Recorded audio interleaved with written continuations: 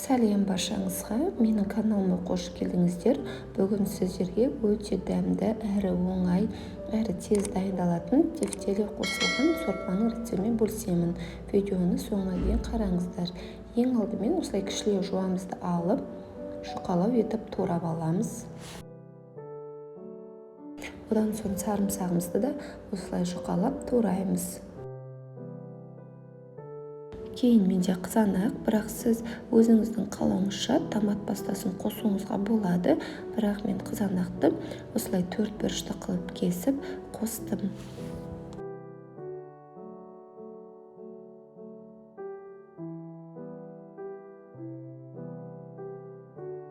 Одан соң менде сәбіз бен картопты турайтын боламын. Осылай картопымды, сәбізімді руфленый пышақпен әдемілеп турадым. Қатты үлкен қылмаймыз, орташа етіп тураймыз.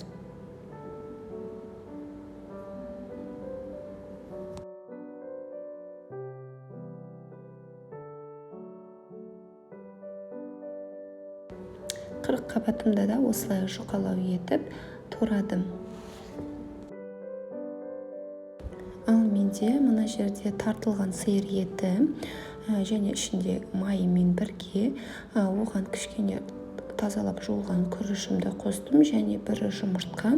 Дәміне қарай тұзын бұрышын саласыздар және барлығын алғашында қасықпен, одан соң қолмен жақсылап езіп араластырамыз. Ал енді дөңгелетіп тефтелидің формасын жасаймыз. Бұл формалар өзіңіздің қалауыңызша. Мен мына жерде орташа дөңгелек етіп жасадым.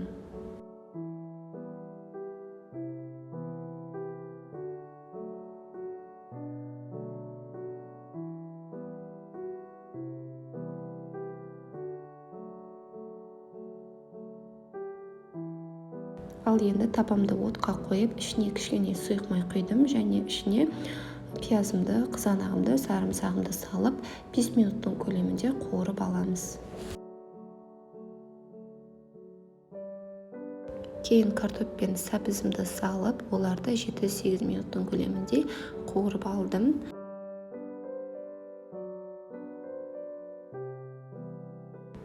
Және үстіне қайнап тұрған суымды құйдым. Бетін жауып бір қайнатып аламыз. Одан соң 40 қабатымды салдым және тефтелилерімді жайлап сала бастадым.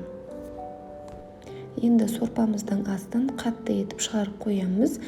Тағы да бір қайнатып аламыз да, одан соң отын бәсеңдетеміз. Дәміне қарай тұзын, бұрышын және қоспаларын саламыз.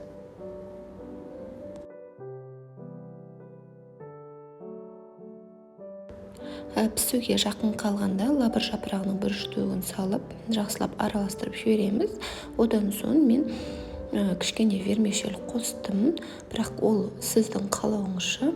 Маған осылай вермишель қосқан ұнайды. Вермишель қосқаннан кейін 5 минуттай қоямыз. Одан соң астын өшіреміз.